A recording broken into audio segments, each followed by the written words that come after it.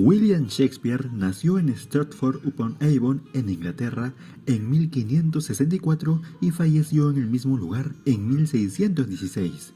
Fue hijo de un comerciante de lana y guantes, que además tuvo su lugar en el municipio siendo alcalde por un año, y una mujer que provenía de una familia rica. Fue el tercero de 8 hermanos. Estudió en los primeros años hasta que su padre lo obligó a trabajar para él a los 14 o 15 años. Esto quiere decir que no terminó sus estudios. Muchos mencionan que la educación de Shakespeare no le habría permitido escribir los clásicos que hoy conocemos. Sin embargo, poco se sabe sobre su educación, ya que no hay constancia de sus estudios, solo suposiciones. Y por otro lado, se sabe que a la edad de 18 años se casó con su interés amoroso Anne Hathaway, 8 años mayor que él, la cual abandonó con sus 3 hijos durante 7 años, los cuales son considerados los años perdidos de Shakespeare. Sobre este gran dramaturgo ha existido una gran controversia desde hace mucho tiempo. ¿Realmente existió William Shakespeare? ¿William Shakespeare escribió esas tan aclamadas y difundidas obras? ¿Acaso Shakespeare fue solo un seudónimo para ocultar al verdadero autor? ¿O será que las obras de Shakespeare fueron escritas en colaboración con otros autores? Estas y muchas preguntas se han planteado alrededor del dramaturgo y su autoría, ya que se han planteado muchas hipótesis e ideas, como la creencia que William Shakespeare podría ser un seudónimo de una persona que sufría persecución política, refiriéndonos más que nada a Marlowe, quien pudo haber fingido su muerte, huyendo a otros países como Italia, la cual serviría como inspiración para sus obras, ya que no se ha encontrado registro de que Shakespeare haya estado en Italia. Problema de investigación. ¿Existió realmente la mente genial de William Shakespeare? ¿O detrás hay varios autores geniales? ¿Pudo William Shakespeare haber escrito solo obras tan complejas sin haber recibido educación superior y sin haber conocido los lugares donde ambientó sus dramas? Para poder resolver estas interrogantes, realizaremos un análisis de las 3 fuerzas evolutivas que nos permitan entender la formación de la mente de William Shakespeare: ontogenética, microgenética, histórico-cultural. Análisis ontogenético de la mente de William Shakespeare. Un análisis ontogenético implica unidades de tiempo de meses y años. Para realizar este análisis, expondremos cómo se produce el desarrollo cognitivo y emocional desde la perspectiva de distintas teorías psicológicas y los autores. Desarrollo cognitivo. Para indagar en el desarrollo cognitivo, comenzaremos con una pregunta. ¿Cómo pudo el niño William Shakespeare desarrollar sus poderosas habilidades lingüísticas?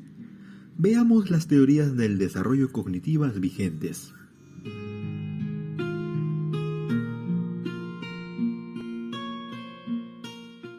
Desarrollo de la conciencia lingüística según Jean Piaget. Jean Piaget fue un psicólogo del desarrollo que nació en 1896 y murió en 1980. Siguiendo la teoría de este psicólogo, el desarrollo cognitivo es un proceso endógeno y solipsista. El niño por naturaleza es curioso, por lo tanto, su actividad exploratoria es el motor de la inteligencia. El desarrollo simbólico o semiótico consiste en la construcción de signos, que es el acoplamiento de significados a significantes. Las actividades cognitivas que construyen el pensamiento simbólico preconceptual de 2 a 4 años son las siguientes.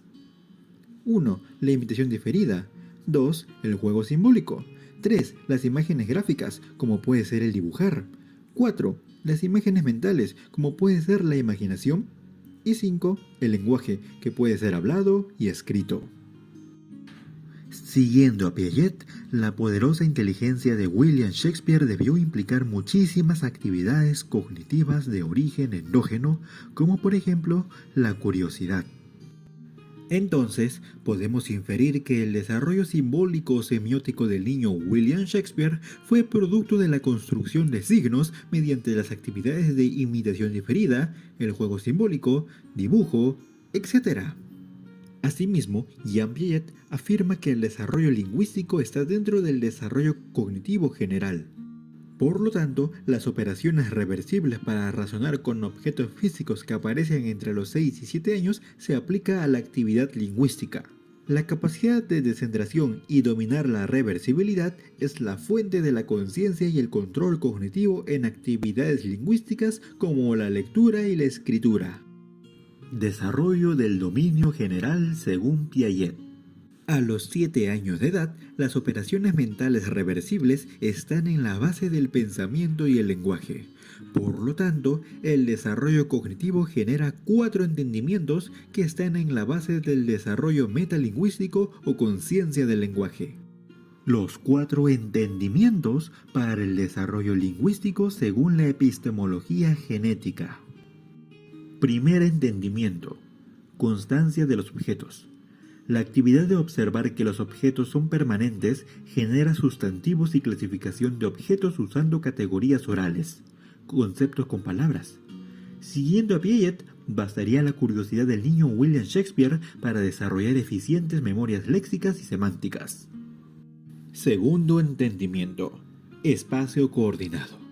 La actividad sensorio-motriz es la base de la comprensión de las preposiciones to, before, under, with, against, from, during, in, between, towards, under, for, by, without, on, after, etc.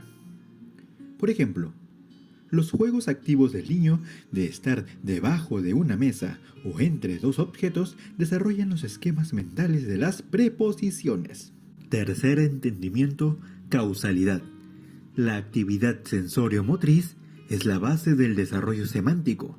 Pensar en términos de agente, que es quien hace la acción, y el paciente, que es quien recibe la acción.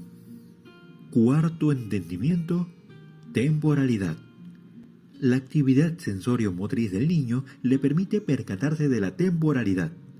Según Piaget, el conocimiento de secuencia de las acciones y el tiempo de la actividad sensorio-motriz son la base del uso de los tiempos verbales al hablar. Siguiendo a Jean Piaget, el crecimiento de la genialidad lingüística de William Shakespeare podría ser explicada por su actividad exploratoria. Sin embargo, la teoría del desarrollo lingüístico como derivado del desarrollo cognitivo está cuestionado por la teoría de la modularidad de la mente. Por lo tanto, los factores endógenos y el solipsismo del desarrollo son insuficientes para explicar la mente de William Shakespeare. Desarrollo de la conciencia lingüística según Lev Vygotsky.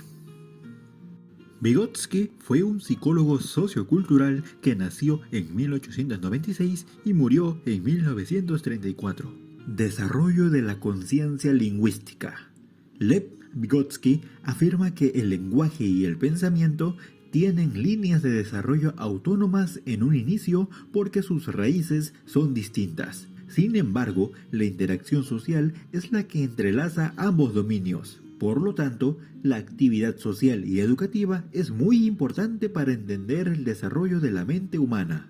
Ley genética general del desarrollo cultural del niño, según Lev Vygotsky. Para entender el desarrollo cognitivo de William Shakespeare, usaremos la ley del desarrollo cultural del niño de Lev Vygotsky.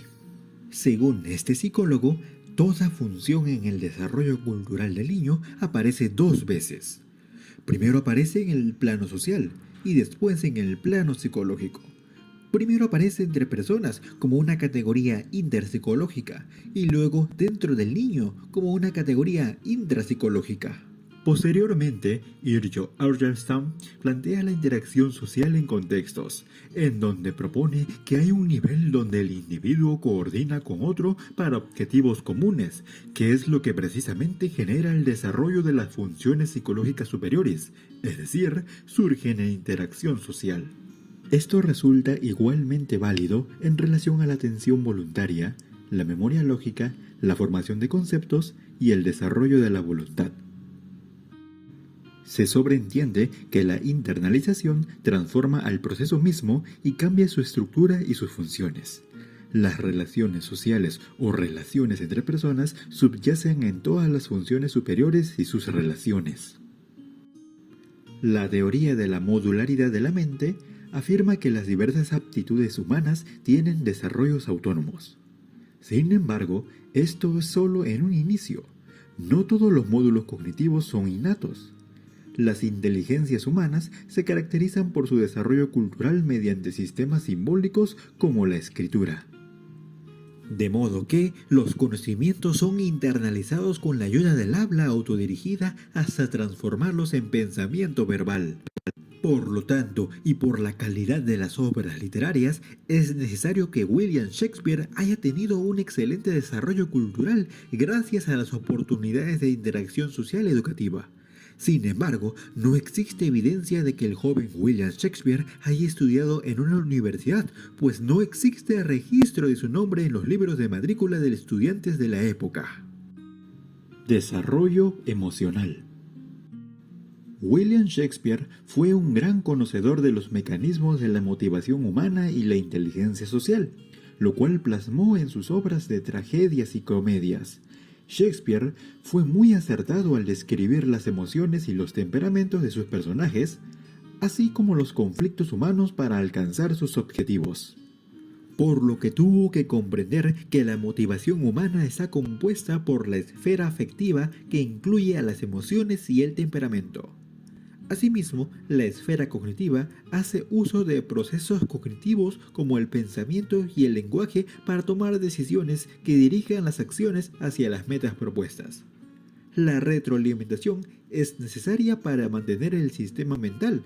La autorrealización solo es posible si el individuo comprueba que se acerca a la meta. De lo contrario, empiezan los conflictos existenciales, tales como el deseo, la creencia, la envidia, el miedo, el amor, el odio, el mentir, el engañar, la traición, etc. Leer la mente.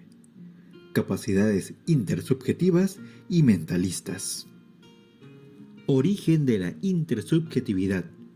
La intersubjetividad son los significados compartidos de conceptos como deseo, creencia, envidia, miedo, amor, odio, mentir, engañar, etc. La intersubjetividad primaria tendría su origen en las emociones y afectos. La intersubjetividad explicaría la génesis de la empatía, motor del desarrollo moral. Entonces sería leer la mente del interlocutor en el rostro y movimiento del cuerpo.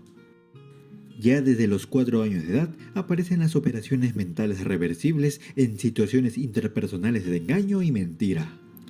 Desde esta edad existen operaciones mentales reversibles por la teoría de la mente que facilitan la interacción social como motor del desarrollo cognitivo.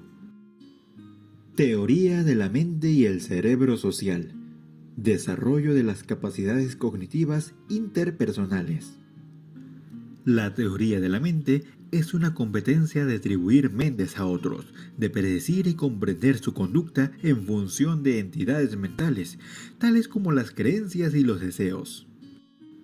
El cerebro social, base de las capacidades cognitivas intersubjetivas.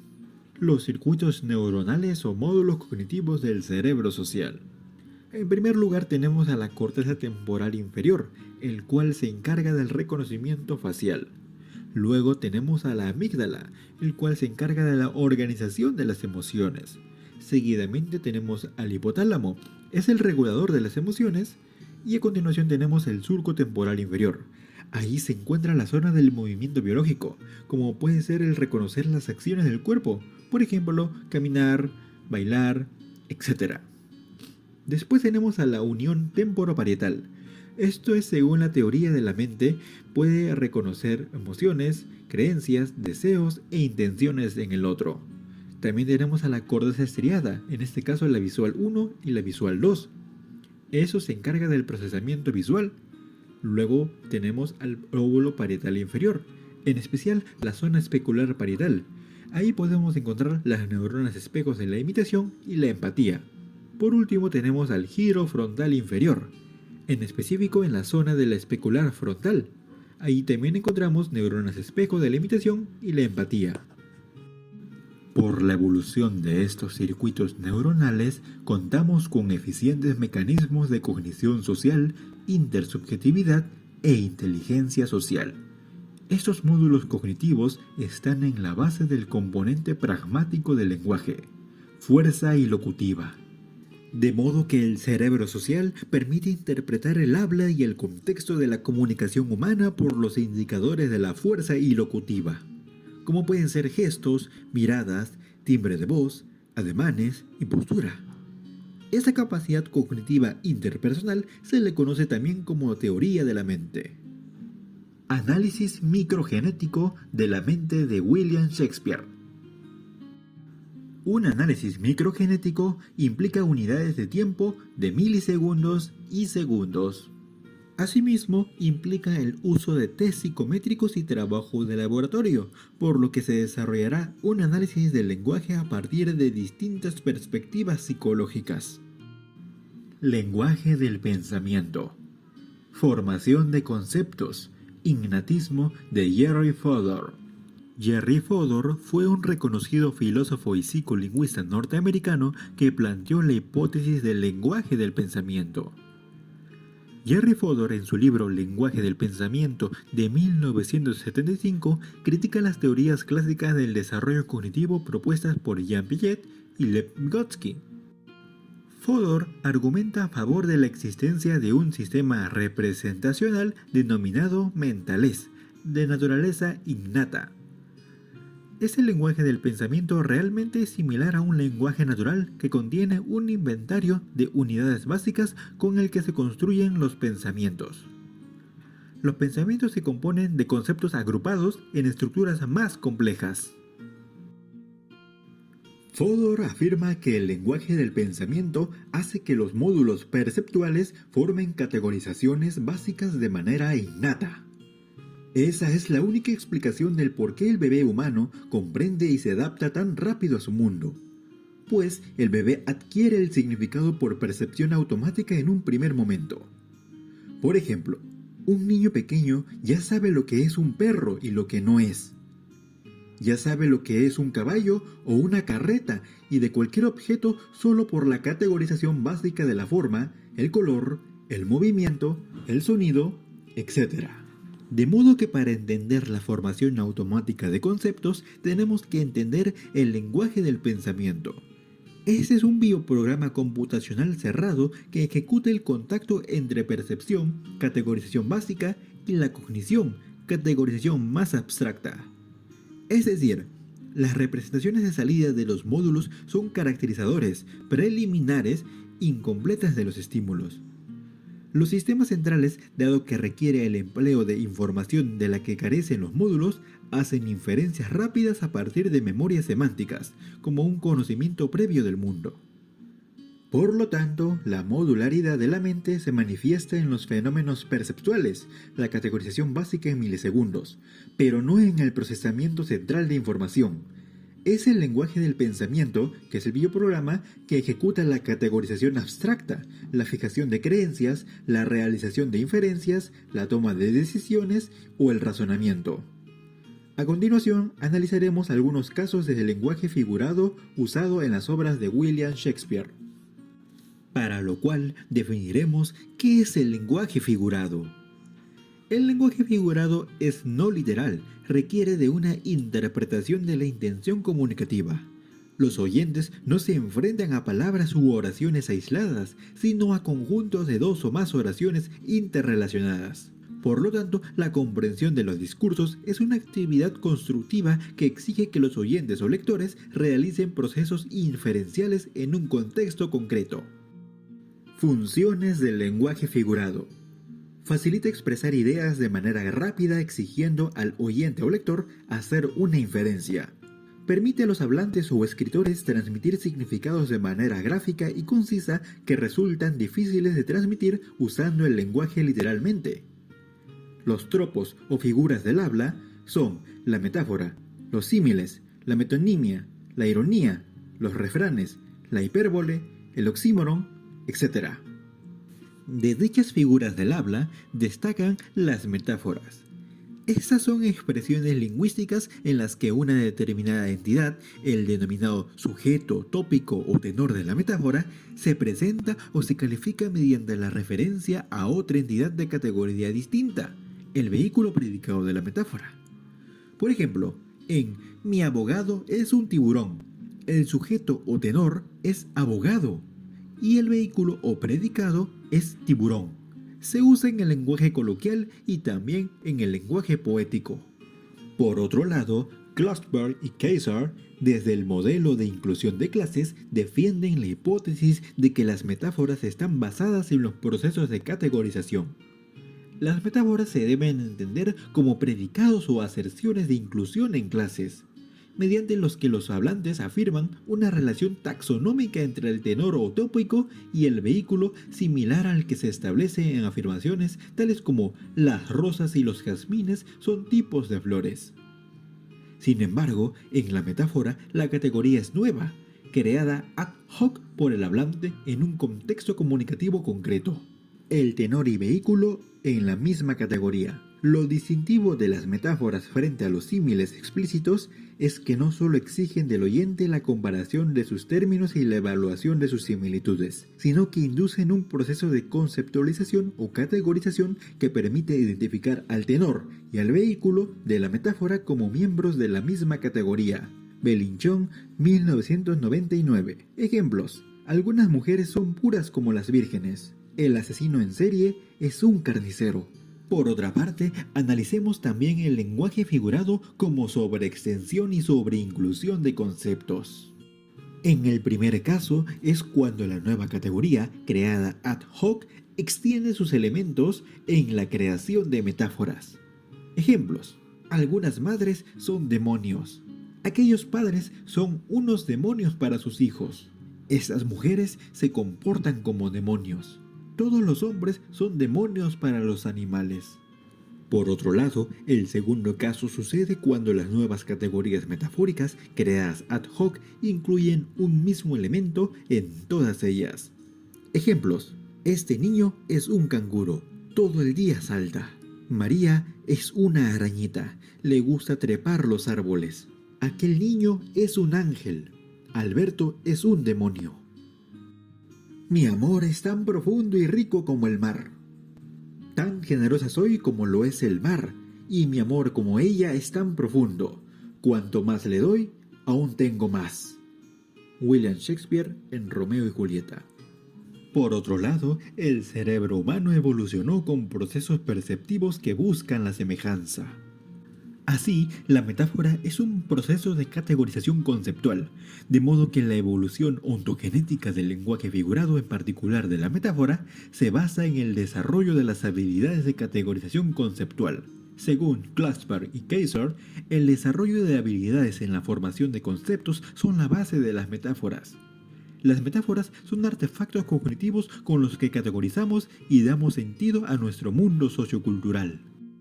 Dichos conceptos, según James Hampton, son elementos a partir de los cuales se construye el pensamiento proposicional, proporcionando así un medio para comprender el mundo. Los conceptos se usan para interpretar el curso de nuestra experiencia, clasificándola como algo que es de algún tipo particular y relacionándola así con el conocimiento previo. La noción de concepto es central para la mayor parte de las ciencias cognitivas. Categorización. Proceso por el cual entidades distintas son tratadas como equivalentes. Es una de las actividades cognitivas fundamentales y omnipresentes. Es fundamental porque la categorización nos permite comprender y hacer predicciones acerca de los objetos y sucesos de nuestro mundo. Los conceptos son las representaciones mentales de las categorías. Douglas, Medin y Cynthia Aguilar. Modelo dominante. Psicología del procesamiento de información. Desde dicho modelo se plantean tres sistemas de memoria, que son las memorias sensoriales, en las cuales se encargan de registrar la información y la retienen de 0.5 a 2 segundos. Captan solo las características físicas del estímulo. Por otro lado tenemos las memorias de corto plazo, también denominadas memoria de trabajo. es el almacén transitorio, reconoce y categoriza la información. Y las memorias a largo plazo, que son los almacenes permanentes y de forma ilimitada. Esta memoria interactúa con la memoria a corto plazo. Además, también tenemos las memorias implícitas, que se producen en la interacción de las memorias sensoriales con la memoria a largo plazo. Las memorias a largo plazo tienen dos tipos, que son la memoria explícita y la memoria implícita. En cuanto a la memoria explícita, encontramos la memoria semántica en la que se registran conocimientos y hechos, y la memoria episódica en la que podemos encontrar recuerdos autobiográficos, eventos con tono de carga afectiva. En cuanto a la memoria implícita, podemos encontrar la memoria procedimental. En ella se registran hábitos, habilidades motoras y cognitivas. Y en cuanto a la memoria emocional, encontramos el condicionamiento clásico simple. En cuanto a la memoria de trabajo, se plantea el modelo de memoria operativa de Alan Baddeley, ya que se sostiene que los estados conscientes y las inferencias tienen su base en la memoria de trabajo u operativa. Y ya que un análisis microgenético implica estudiar los cambios en milisegundos de los estados mentales de William Shakespeare, los neurocientíficos identifican la conciencia con la memoria a corto plazo, la cual hoy se denomina memoria de trabajo o memoria operativa. La función de la memoria operativa es interactuar con el sistema de memorias a largo plazo. Asimismo, tiene otras tres funciones, como aprender, razonar y comprender. Así, el operario bucle fonológico es el habla interna. Sus funciones son repasar para aprender y memorizar. En cuanto al operario agenda visoespacial, realiza las manipulaciones de imágenes visuales y espaciales. Sus funciones son actualizar imágenes que están en la memoria a largo plazo y crear escenarios futuros o fantasear. El operario almacén episódico tiene como función recuperar recuerdos autobiográficos para contextualizar y actualizar el self o el yo, mientras que el sistema de control ejecutivo central debe generar recursos atencionales según la tarea de aprendizaje, razonamiento o comprensión. De modo que la categorización metafórica implica activar a los operarios de la memoria operativa. La categorización metafórica puede verse en el siguiente fragmento de Romeo y Julieta. El amor es un humo que el hálito de los suspiros alimenta. O en Hamlet, donde Shakespeare menciona que cuando las penas atacan, lo hacen no como un espía solitario, sino en batallones. Análisis histórico-cultural de la mente de William Shakespeare. Para este análisis se abordarán 5 enigmas. Educación de William Shakespeare. No hay evidencia de que William Shakespeare haya recibido educación superior, ya que no hay registros de la época en ninguna universidad inglesa. A pesar de haber vivido cerca a la Universidad de Oxford, no está registrado su nombre. Entonces, ¿cómo pudo escribir con tanta sabiduría sin educación formal? Si bien no hay documentos que prueben que Shakespeare fuese a la universidad, Emma Smith, estudiosa del dramaturgo de la Universidad de Oxford, sostiene que es probable que durante su infancia acudiera al Grammar School, donde aprendió latín y leyó a grandes escritores como Ovidio y Virgilio. Asimismo, Clara Calvo, experta en el poeta inglés de la Universidad de Murcia, sostiene que las teorías que refieren que Shakespeare fue un seudónimo de escritores como Marlowe, Francis Bacon o el conde de Oxford se originaron de aquellas personas que no pueden admitir que alguien sin educación superior y que además provenía de un medio rural haya escrito obras cumbres de la literatura inglesa por esa falta de educación superior. Viajes de William Shakespeare. No hay evidencia de que haya viajado fuera de Inglaterra. Ninguna de sus obras está ambientada en Londres. Por lo tanto, ¿cómo pudo ambientar sus dramas y tragedias en las cortes de países como Noruega y en especial en Italia? Según lo mencionado por muchos autores, William Shakespeare habría realizado un viaje secreto a Italia. Esto se habría dado en los últimos años, donde no se tiene mayor información sobre dicho autor, conocido como Los Años Perdidos, que va desde 1585, donde se sabe que abandonó su natal Stratford, hasta 1592, donde reaparece en Londres. Durante esos 7 años no se sabe nada de la vida de Shakespeare, donde se presume que había visitado Roma como católico clandestino, de donde se encontraría inspiración para las obras escritas. Manuscritos de Shakespeare. No hay ningún manuscrito de William Shakespeare, solo algunas firmas. Se afirma que sus manuscritos se perdieron en un incendio del teatro donde vivió. Sobre las firmas, una exposición sobre la vida y muerte de William Shakespeare hecha por la prestigiosa Universidad King's College de la ciudad de Londres en coordinación con el Archivo Nacional National Archive, presentó al público documentos legales más importantes de este ilustre poeta y dramaturgo.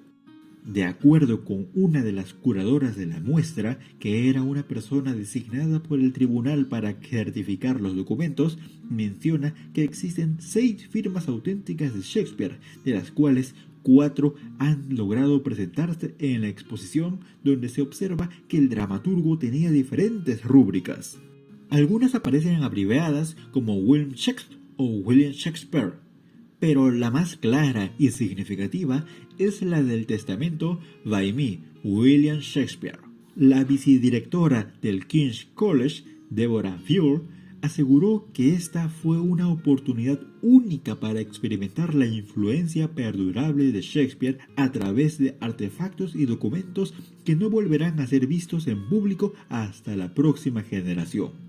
Además de que la exposición refleja años del dramaturgo en Londres cuando fundó la compañía teatral Chamberlain's Men y el teatro The Globe, encontrándose además los documentos oficiales de los orígenes del dicho teatro, que fue construido utilizando materiales de un teatro rival que habría sido demolido al otro lado del río Támesis y el cual se incendió en 1613.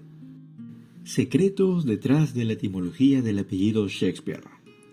La etimología del apellido Shakes, que significa sacudir, y Spear, que significa lanza, es sospechoso. Algunos investigadores creen que se trataría de un equipo de intelectuales al servicio de la corona inglesa, cuya intención fue unificar la lengua inglesa, que a la sazón eran varios dialectos. Asimismo, imponer el idioma inglés en las cortes de Europa donde prevalecía el francés, debido a que durante la invasión normanda se estableció el francés como idioma de la realeza y el poder, ocasionando que el inglés antiguo fuera usado por los campesinos. Aún así, en los siglos XIV y XV, después de la Guerra de los 100 años contra Francia, que acabó con el dominio francés en las Islas Británicas, el inglés se convirtió en la lengua del poder y de la influencia una vez más. Es aquí donde cobra gran relevancia la figura de William Shakespeare, ya que impuso el desarrollo de la cultura y literatura inglesa, mencionándose que inventó al menos 1700 palabras, incluyendo alligator, puppy dog, fashionable, además de escribir clásicos como Romeo y Julieta y Hamlet. Investigación de las obras de Shakespeare con Big Data. Las investigaciones realizadas con Big Data, tecnología aplicada para analizar textos escritos, indican que William Shakespeare, de haber existido, no escribió solo, ya que las evidencias estadísticas indican varios estilos de escritura. Por lo tanto, detrás de William Shakespeare habrían varias mentes, tal y como indicaron investigadores de la Universidad de Prensa de Oxford, quienes por medio de la comparación de las obras de Shakespeare con otros autores contemporáneos al dramaturgo, concluyeron que 17 de las 44 obras analizadas fueron escritas en colaboración con otros autores, como por ejemplo Christopher Marlowe, quien fuera rival de Shakespeare, habría sido coautor de la trilogía Henry VI, mientras que Thomas Middleton habría sido coautor de A buen fin no hay mal principio. Aunque, como explica Clara Calvo, experta en el poeta inglés de la Universidad de Murcia, durante los siglos XVI y XVII era común que los escritores colaboraran debido a que a un autor se le daba bien cierto estilo de escritura o tenía conocimientos sobre cierta temática y a otro escritor se le daba completamente otro estilo, y ambos complementaban para satisfacer la alta demanda de obras que exigían los teatros, por lo que la escritura debería acelerarse. Además de los mencionados, Shakespeare habría terminado la obra Pericles del autor George Wilkins, también habría colaborado con Middleton en Macbeth y Medida por Medida, y con John Fletcher en Enrique VIII, Los dos nobles parientes y Cardenio. Trabajo de campo. Diferencial semántico de William Shakespeare. Como parte de la investigación que venimos relatando, se ha realizado el trabajo de campo titulado Diferencial semántico de William Shakespeare con el objetivo de averiguar la actitud de estudiantes sanmarquinos ante la controversia de la autoría de Shakespeare en sus tan famosas obras. Para lo cual se hizo uso de 10 pares de adjetivos positivos y negativos para calificar al dramaturgo. Asimismo, se hizo uso del artículo de la Deutsche Welle, titulado Big Data, Shakespeare no escribió solo. De modo que se aplicó 2 veces el mismo cuestionario y en medio se realizó la lectura del artículo, con la hipótesis de que ocurriera un cambio de actitud al leer dicho artículo. De los cuestionarios aplicados se obtuvo como resultado una tendencia a calificar a William Shakespeare de forma positiva, como agradable, grandioso, real, entre otros, así como complejo y oscuro, siendo este último el que tuvo un cambio al salir de la neutralidad del pretest. A pesar de los ligeros cambios, estos no se consideran significativos, por lo que la lectura del artículo de la Deutsche Welle no originó un cambio de actitud relevante. Asimismo, realizando la comparación por sexos, se denota que las mujeres tienden a calificar más positivamente a William Shakespeare que los hombres, compartiendo solo la actitud neutral del par de adjetivos vivo-muerto. Por otro lado, en el pretest no hay diferencias significativas en cuanto al sexo, mientras que en el post-test hay presencia de una diferencia estadísticamente significativa, destacando los hombres por encima de las mujeres, lo que podría indicar que en cierta medida, gracias al artículo, los hombres, a diferencia de las mujeres, vieron modificada su actitud hacia el dramaturgo. Con esto, se llega a la conclusión de que a William Shakespeare le precede el gran reconocimiento de sus obras y la relevancia que representa hasta la fecha, ocasionando que no baste un artículo para modificar la actitud de estudiantes, en su mayoría de literatura, para quienes el dramaturgo tiene una alta representatividad, calificándolo de manera positiva, pero sin dejar de lado el conocimiento de las teorías formadas sobre su existencia, capacidad y autoría, que se destaca al calificarlo como oscuro y complejo. Conclusiones. A nivel ontogenético, la probabilidad de la existencia de un escritor genial como William Shakespeare dependerá de la teoría del desarrollo psicológico que asuma el investigador. Desde la teoría constructivista solipsista de Jean Piaget y la teoría innatista de la modularidad de Henry Fodor, se puede concluir que es probable la existencia de un genio de las letras como William Shakespeare. En cambio, desde la teoría sociocultural de Lev Vygotsky, es muy improbable la existencia de una mente superdotada sin un fuerte contexto cultural y educativo, pues la motivación individual descontextualizada es insuficiente para producir un genio de la talla de William Shakespeare. A nivel microgenético se confirma el gran desarrollo cognitivo y lingüístico de William Shakespeare. El manejo del lenguaje figurado en sus obras literarias, en particular el razonamiento analógico de sus metáforas, tienen un impacto afectivo muy eficiente en la imaginación y emocionabilidad del lector. El análisis histórico-cultural nos hace concluir que es muy improbable que haya existido William Shakespeare como único autor de las obras literarias que se le atribuyen. Es significativo el hecho de que a pesar de su vasta producción literaria, no existan manuscritos de su autoría. Asimismo, es significativo que no existe evidencia de su educación superior, ni de haber viajado fuera de Inglaterra para conocer de manera directa los lugares donde ambientó sus obras literarias. Las investigaciones con el método Big Data, tecnología para analizar los textos escritos, arrojan evidencias estadísticas de que algunas obras de William Shakespeare tienen estilos de escritura diferentes. Esto indica la participación de varios autores en el proceso creativo. Es probable que William Shakespeare haya sido el nombre de un colectivo de intelectuales trabajando para la corona inglesa con fines geopolíticos de unificar, mediante la escritura, los diversos dialectos del inglés. Asimismo, extender el idioma inglés entre la nobleza europea, reemplazando al francés y al español, que a la sazón eran dominantes en el siglo XVI.